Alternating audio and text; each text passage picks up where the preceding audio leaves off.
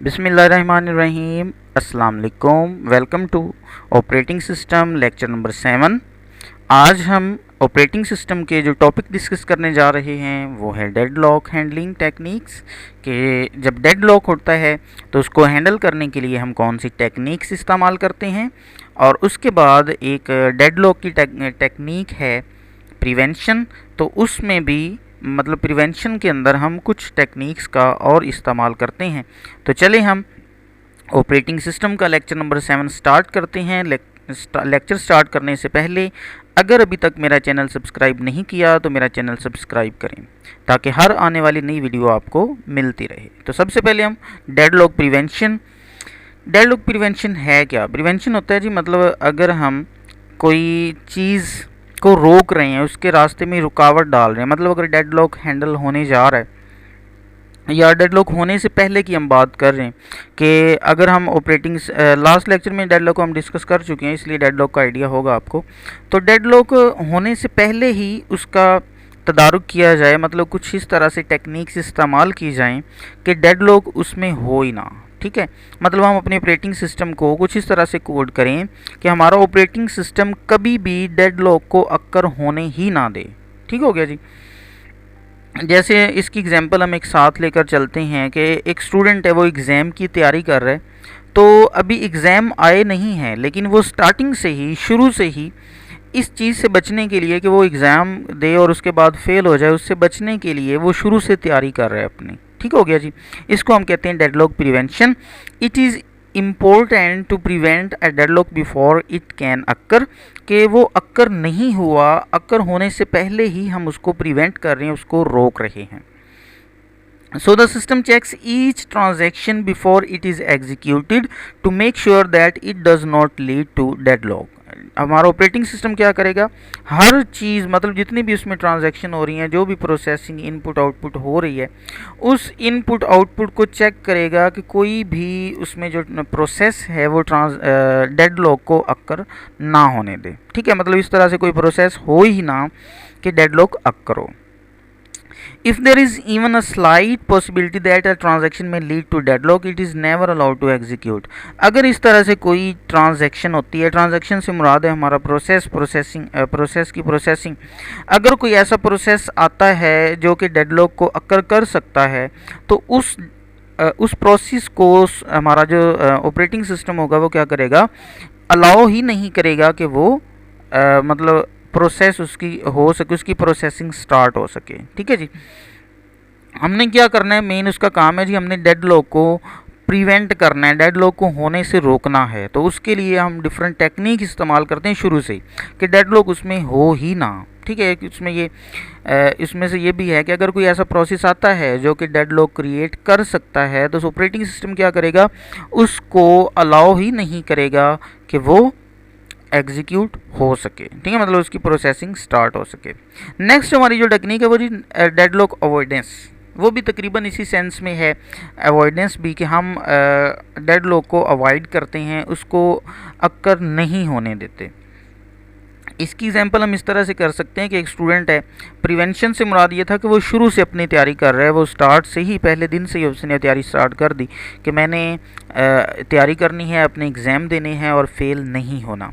जबकि डेडलॉक की एग्जांपल हम इस तरह से ले सकते हैं, ये भी डेडलॉक से पहले ही यूज़ की जाती है टेक्निक, लेकिन ये क्या है, ये इस तरह से है कि वो एक दिन 2 दिन पहले, जैसे मोस्टली स्टूडेंट करते हैं, 1-2 दिन पहले जो है वो तैयारी स्टार्ट कर रहा है और 1-2 दिन पढ़ कर वो क्या कर रहा है, 1-2 दिन में पढ़ेगा और अपने एग्ज़ाम देगा।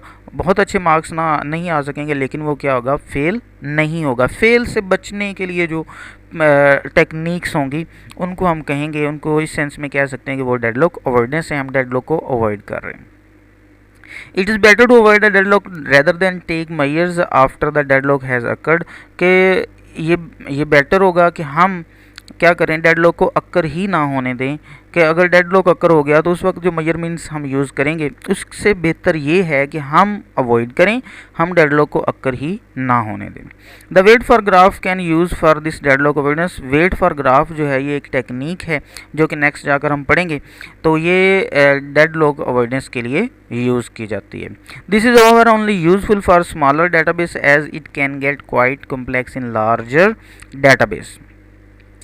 ये जो है ये कहता है कि डेटाबेस जो स्मॉल होते हैं उनके लिए तो ये बेस्ट है, लेकिन अगर हम लार्जर डेटाबेस हो जाएं, कॉम्प्लेक्स डेटाबेस हो जाएं, तो वहाँ पर ये टेक्निक जो है ये हम यूज़ नहीं कर सकते। मतलब ये इसका डिसएडवांटेज भी है कि अगर तो डेटाबेस बड़ी होगी, कॉम्प्लेक्स होगी, तो उसमें डेडलॉक अवॉइडेंस जो है इसकी ये टेक्निक वहाँ पर काम नहीं करेगी, या बहुत ज़्यादा वहाँ पर कॉम्प्लेक्स हो जाएगी और हमें खुद नहीं समझ आएगी कि हमने इसकी कोड किस तरह से करना है। ठीक है, तो जो हमारे स्मॉल डेटाबेस होते हैं उनके लिए टेक्निक बेस्ट है, और वहाँ पर कुछ ऐसी मतलब मेजरमेंट्स हम इस्तेमाल करते हैं कि डेडलॉक अक्कर नहीं होता।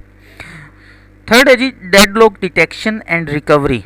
मतलब ये पहली प्रिवेंशन की बात करें तो हमने पहले दिन से तैयारी स्टार्ट कर दी। अवॉइडेंस की बात करें तो हमने 1-2 दिन 4 दिन पहले तैयारी स्टार्ट की और फेल होने से बच गए। ठीक है, तो अब है जी डेडलॉक डिटेक्शन एंड रिकवरी, कि डेडलॉक अक्कर हो गया और फिर हम उसको रिकवर कर रहे हैं। मतलब ये अगर हम इसकी वो स्टूडेंट वाली एग्जांपल लें तो इसे क्या है कि एग्ज़ाम दिया स्टूडेंट ने, उसने कोई तैयारी नहीं की थी कि वो फेल ना हो सके, उसने उसके लिए कोई भी टेक्निक इस्तेमाल नहीं की थी।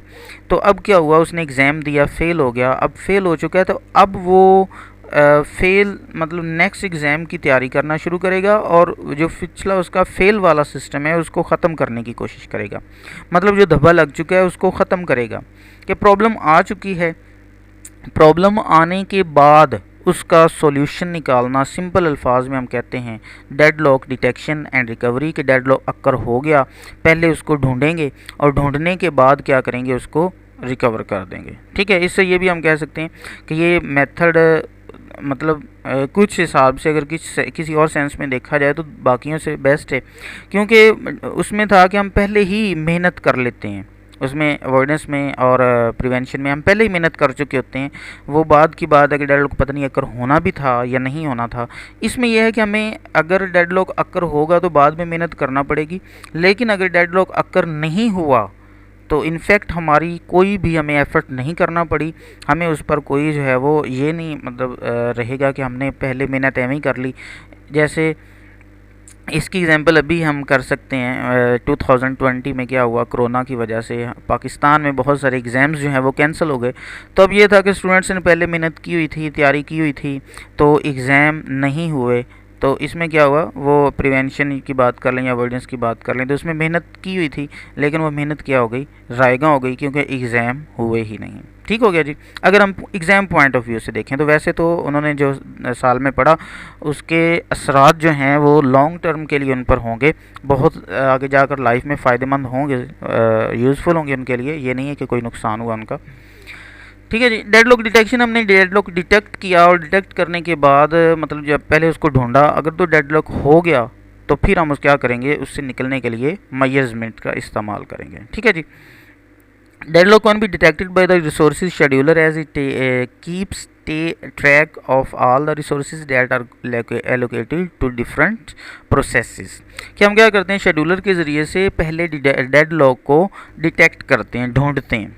अगर तो डेडलॉक हो गया तो फिर हम क्या करेंगे, उसके लिए मेजरमेंट इस्तेमाल करेंगे उसको ख़त्म करने के लिए, उससे निकलने के लिए। After deadlock it is detected it can be handled using the given method. ठीक है, अगर डेडलॉक हो गया तो कौन कौन से मेथड हम यूज़ कर सकते हैं उससे निकलने के लिए। All the processes that are involve in the deadlock are terminated. पहला मेथड उसने बताया है कि अगर डेडलॉक हो गया तो डेडलॉक में जितने भी प्रोसेस चल रहे थे हम क्या करेंगे, उन सभी को टर्मिनेट कर देंगे। मतलब जो डेडलॉक की वजूहात थी, कॉजेज़ थी, हम उन सारे प्रोसेस को बंद कर देंगे, तो इनफैक्ट हमारा डेडलॉक जो है वो ख़त्म हो जाएगा। ठीक है जी। This approach is not that useful as all the progress made by the process is destroyed। तो ये मतलब यूज़फुल नहीं है। मतलब यूज़फुल से मुराद कि अगर हम प्रोसेस हमने ऑन किया, तो अगर हम उसको टर्मिनेट कर देंगे उसके कंप्लीशन से पहले ही, तो हो सकता है कि डेटाबेस में मतलब बहुत सारे प्रॉब्लम्स क्रिएट हो जाएं, उसमें बहुत सारी मतलब कोई डाटा हमारा लॉस्ट हो जाए या इसी तरह से नुकसान हो सकता है। तो ये कोई मतलब बहुत अच्छी टेक्निक नहीं है, ठीक है। Resources can be preempted from some process and given to other until the deadlock situation is resolved।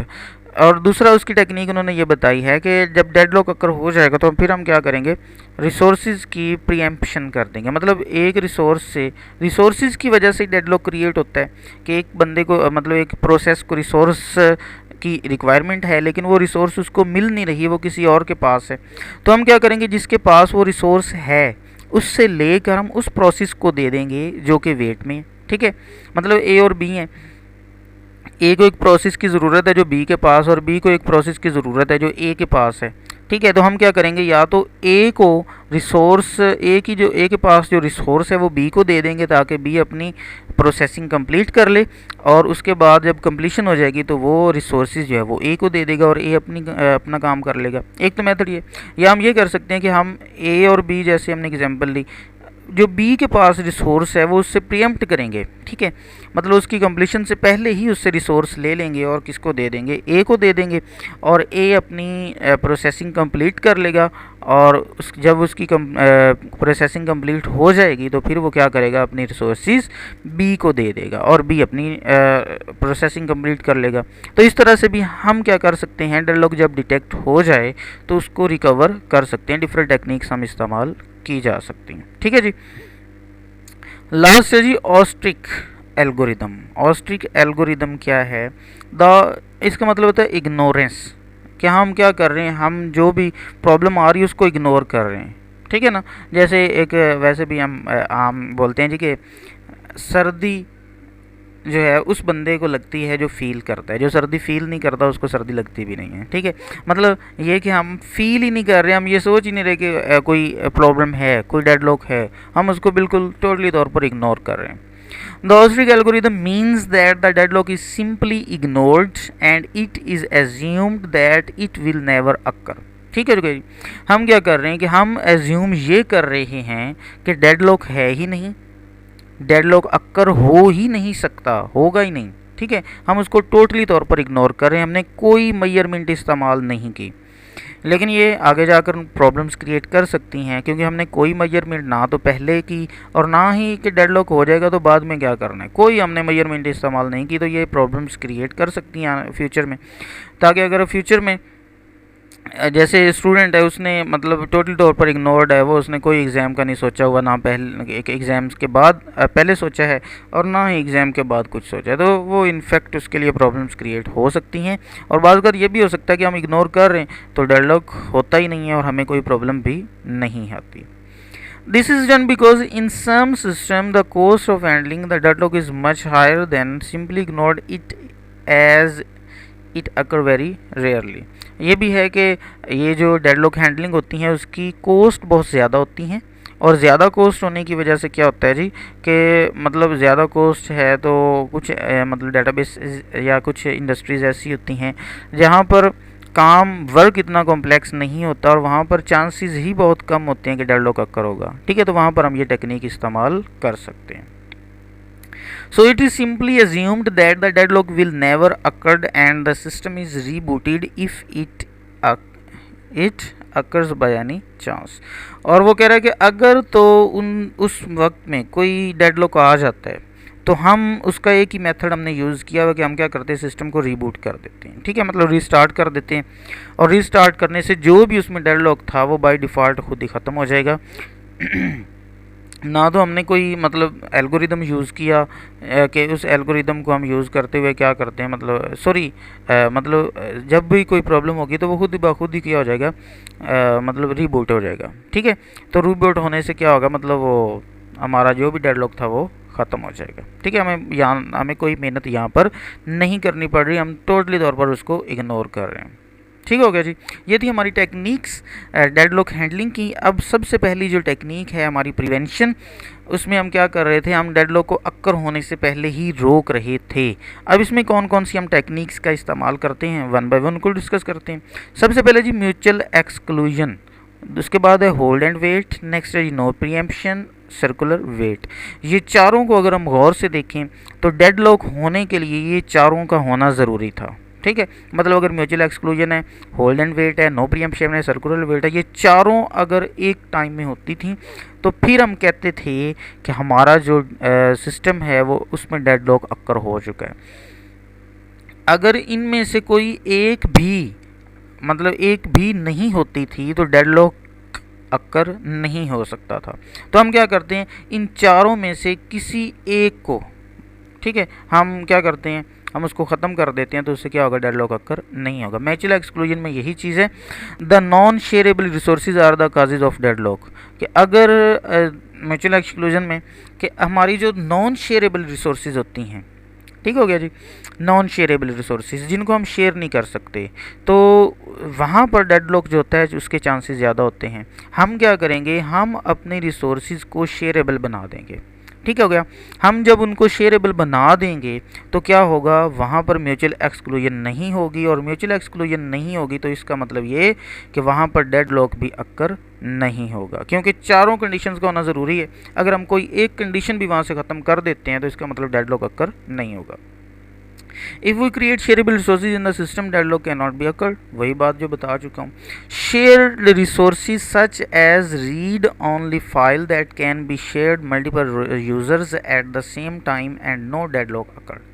ठीक है जी, शेयर मतलब शेयरेबल रिसोर्सेज हम बना देते हैं, जैसे हमारी एक रीड ओनली फाइल, कि हम फाइल को क्या कर रहे हैं, सिर्फ रीड करना चाह रहे हैं। तो मल्टीपल यूज़र्स जो होते हैं वो एट द सेम टाइम एक फ़ाइल को रीड कर सकते हैं। तो अब जितने मर्ज़ी प्रोसेसेस आ जाएं, वो उस फाइल को एक्सेस करने की कोशिश करें, मतलब वहाँ से डाटा रीड करने की कोशिश करें, तो वो फाइल जो है वो शेयरेबल है, उसको शेयर किया जा सकता है।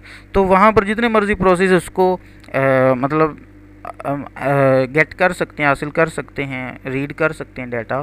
तो इसकी वजह से कोई भी डेडलॉक अक्कर नहीं हो गया, क्योंकि ये है रिसोर्स जो है वो शेयरेबल है। लेकिन बहुत सारी रिसोर्सेज ऐसी भी होती हैं, मतलब इसमें ये प्रॉब्लम है कि कुछ ऐसी रिसोर्सेज हैं जिनको शेयर नहीं किया जा सकता।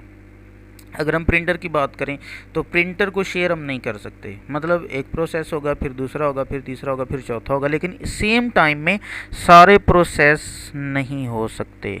तो मतलब वो कुछ इसकी रेस्ट्रिक्शंस भी हैं जिनको, मतलब जिनकी वजह से हम ये वाली म्यूचुअल एक्सक्लूजन वाली कंडीशन जो है इसको रिमूव नहीं कर सकते। हम सारी रिसोर्सेज को शेयर नहीं बना सकते, लेकिन कुछ रिसोर्सेज को शेयर बनाया जा सकता है। Unfortunately some resources such as printer and tape drives require exclusive access by a single process. वही बात कि ये जो हैं ये ऐसी ड्राइव्स हैं, मतलब ऐसी रिसोर्सेज हैं जिनको हम शेयरेबल नहीं बना सकते, और एक वक्त में सिंगल यूज़र ही उनको यूज़ कर सकता है। ठीक हो गया जी। लेकिन ये टेक्निक है कि अगर हम शेयरेबल बना दें, रिसोर्सेज शेयर हो सकें, तो इससे क्या होगा, डेडलॉक अक्कर नहीं होगा। नेक्स्ट है जी होल्ड एंड वेट।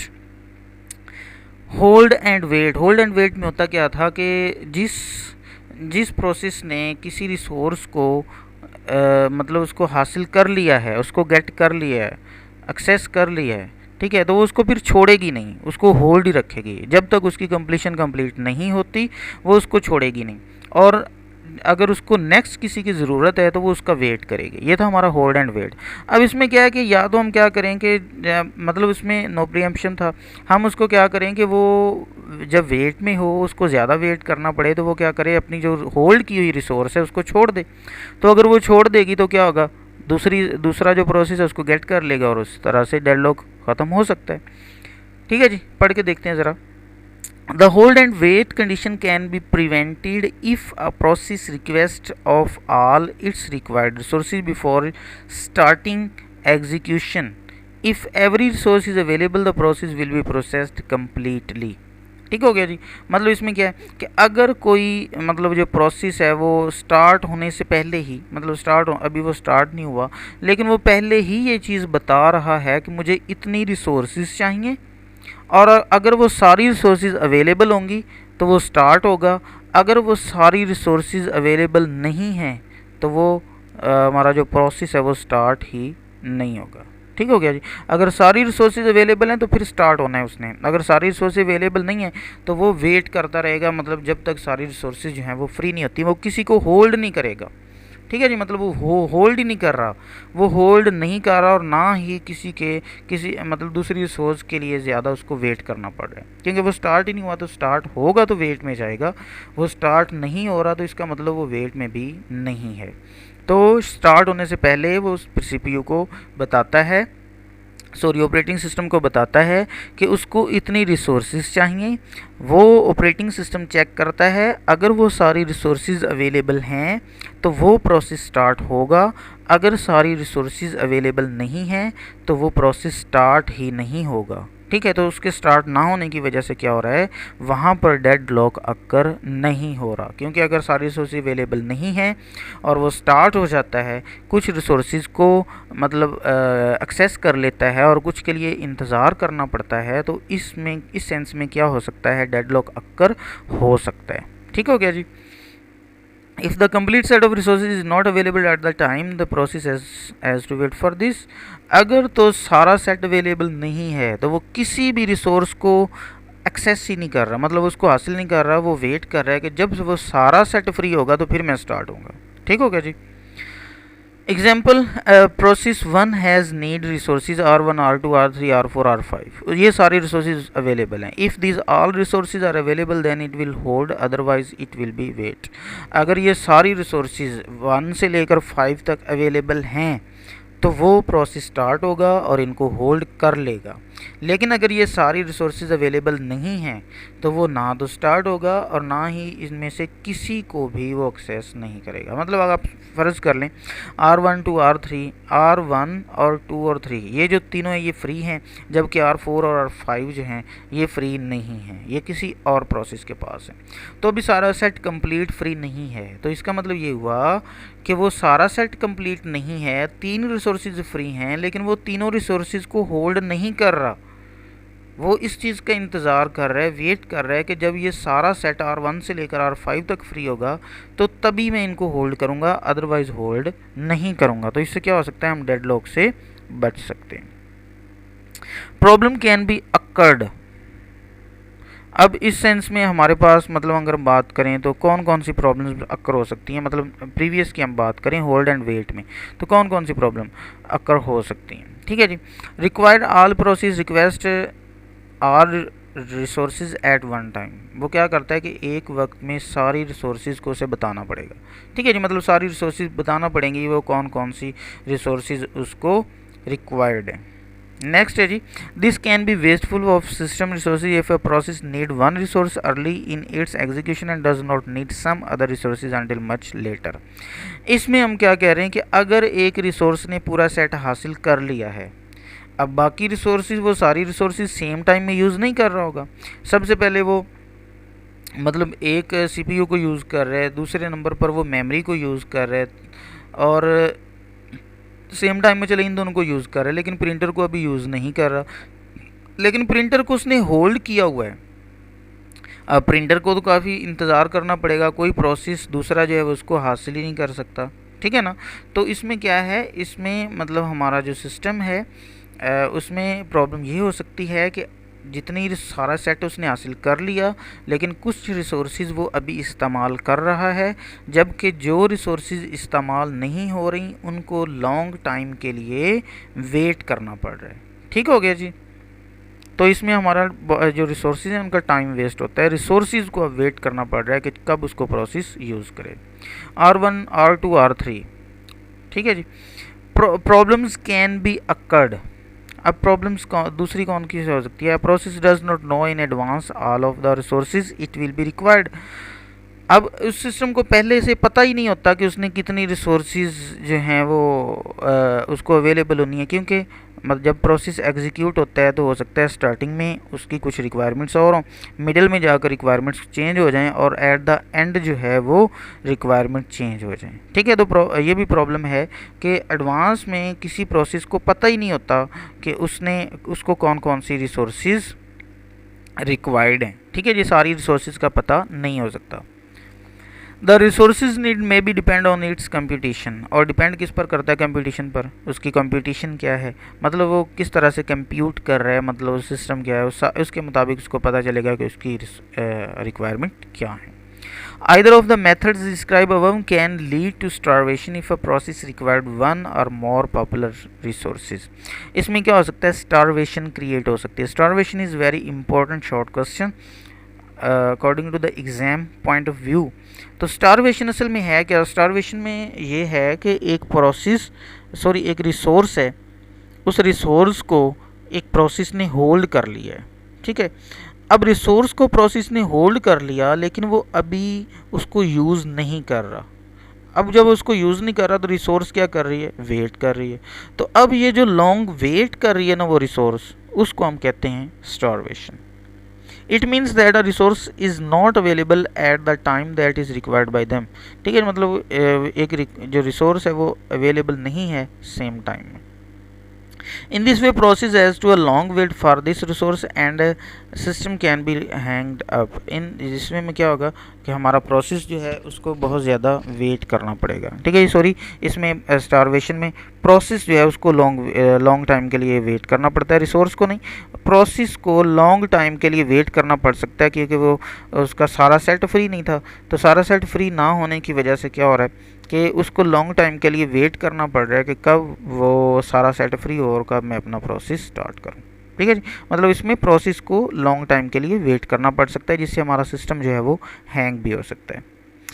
अब हमारी जी नो प्रीएम्पशन में क्या होता था कि प्रीएम्पशन से मुराद ये था कि एक प्रोसेस ने जिस रिसोर्स को हासिल कर लिया है वो उस रिसोर्स को उस वक्त तक नहीं छोड़ेगी जब तक उसकी अपनी प्रोसेसिंग कंप्लीट ना हो जाए। ये था नो प्रीएम्पशन। तो अब हम क्या करते हैं, नो प्रीएम्पशन को ख़त्म कर देते हैं, हम यहाँ पर प्रीएम्प्ट लगा देते हैं, प्रीएम्पशन कर देते हैं। तो इससे क्या होगा, डेडलॉक अक्कर नहीं होगा। मतलब हम क्या करते हैं कि एक प्रोसेस जो है जो मतलब दूसरी रिसोर्स के लिए वेट कर रहे हैं, हम क्या करते हैं कि उस प्रोसेस से रिसोर्सेज को लेकर किसी दूसरे को दे देते हैं जो दूसरा वेट कर रहा है। तो इससे क्या हो सकता है कि इससे हमारी डेडलॉक जो है वो ख़त्म हो सकता है, ठीक है। मतलब मेथड इसमें आगे टेक्निक्स हम पढ़ेंगे आगे जाकर।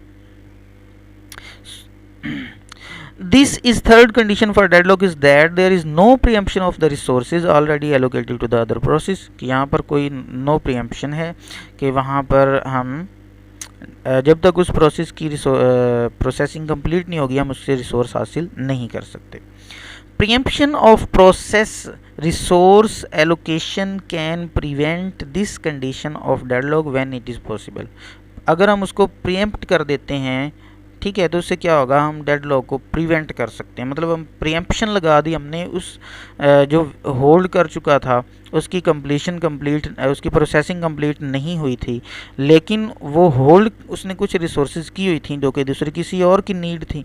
तो हम क्या करेंगे, वो भी वेट ही कर रहा है ना, ठीक है। मतलब वो प्रोसेसिंग तो कर नहीं रहा, वो भी स्टॉप पर है, वो भी रुका हुआ है। तो हम क्या करेंगे, उससे रिसोर्सेज लेकर किसी दूसरे को दे देंगे ताकि दूसरा जो है वो अपनी मतलब अपनी प्रोसेसिंग कंप्लीट कर सके और उसके पास जो रिसोर्सेज हैं उनको रिलीज़ कर सके। हम वहाँ पर प्रीएम्पशन लगा देते हैं।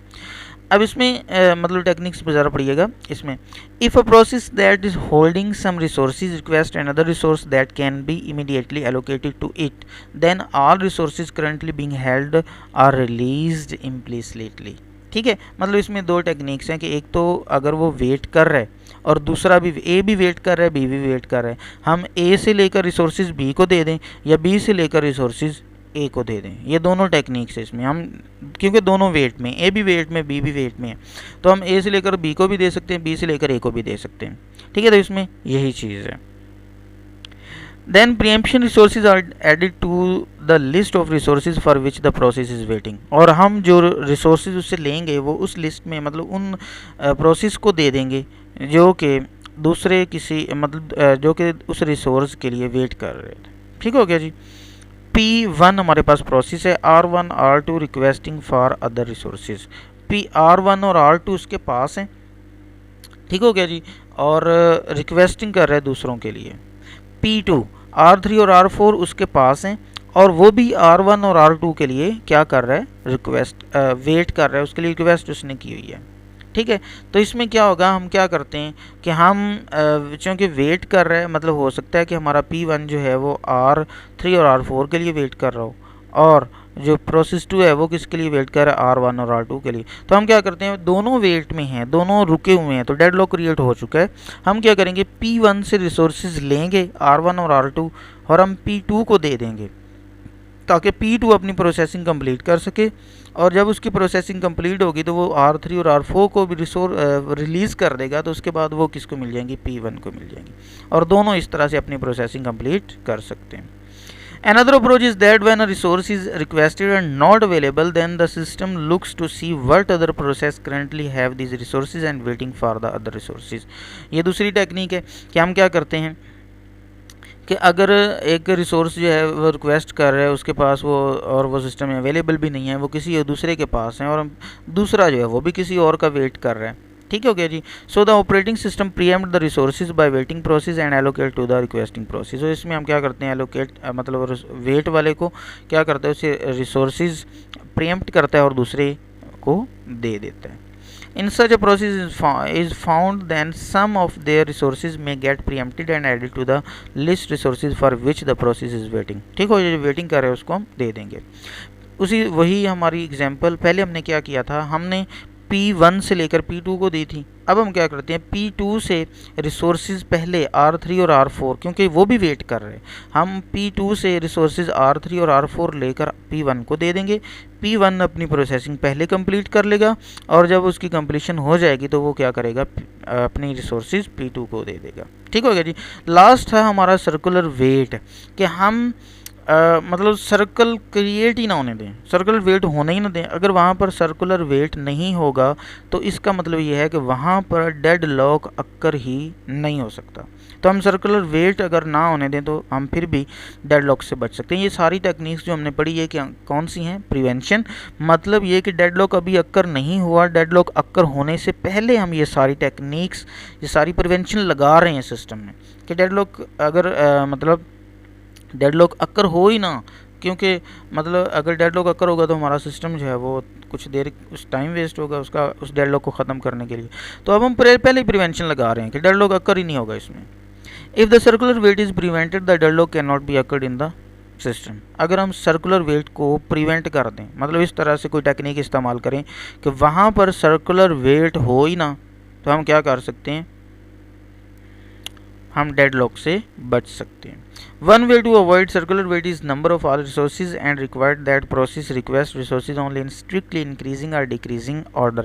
हम क्या करते हैं, उसको increasing या decreasing order में बना देते हैं, मतलब ascending या descending order में होगा, process 1, process 2, process 3, process 4, process 5, एक हम तरतीब के साथ उसको लगा देंगे। पहले ये प्रोसेस होगा, फिर वो प्रोसेस होगा, फिर वो प्रोसेस होगा, फिर वो प्रोसेस होगा। सारे प्रोसेस एक साथ में नहीं हो रहे, बल्कि हम वन बाय वन सभी को क्या कर रहे हैं सभी को हम एग्जीक्यूट करवा रहे हैं। तो इससे क्या हो रहा है, सर्कुलर वेट नहीं होगा। सर्कुलर वेट नहीं होगा तो इनफैक्ट जो है वहाँ पर डेड लॉक भी अक्कर नहीं होगा। In other words, in order are request resource RJ a process must first release all R1 such as I greater than is equal to J, मतलब जो उसके पास अगर उसको किसी और की ज़रूरत है, मतलब एक रिसोर्स है उसको ज़रूरत एक प्रोसेस है उसको ज़रूरत है रिसोर्सेज की, तो पहले जितनी भी उसके पास हैं वो रिलीज़ करेगा, तो फिर ही नेक्स्ट को हासिल कर सकता है, अदरवाइज हासिल नहीं कर सकता। ठीक है जी। इसमें कौन कौन सी प्रॉब्लम्स हो सकती हैं। One big challenge in this scheme is determining the relative order of the different resources. हमें उसमें रिलेटिव ऑर्डर बनाना पड़ता है, ऑर्डर के लिए एक स्कीम चाहिए होती है। तो ठीक है ना, मतलब स्कीम को क्रिएट करने के लिए हमें मतलब प्रॉब्लम का सामना करना पड़ सकता है कि किसको हमने पहले रखना है, फिर दूसरे नंबर पर किसको रखना है, तीसरे नंबर पर किसको रखना है।